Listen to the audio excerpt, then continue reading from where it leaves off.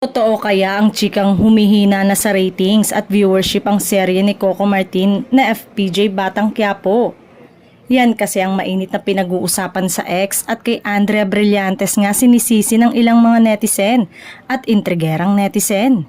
Mukhang hindi nga raw nakatulong si Andrea para mas mapataas ang numbers ng Kapamilya Primetime Action Series. Imbes na tumaas ang ratings ay mas bumababa pa nga raw. Siyempre, hindi pa lalagpasin ng fans ng aktres ang bintang na ito na nagninega sa idol nila. Marami rin ang nagsasabing gawa-gawa lang ang chikang ito ng mga gustong pabagsakin si Andrea Brillantes. May nagkomento ring netizen na gano'n naman daw talaga ang mga serye ni Coco.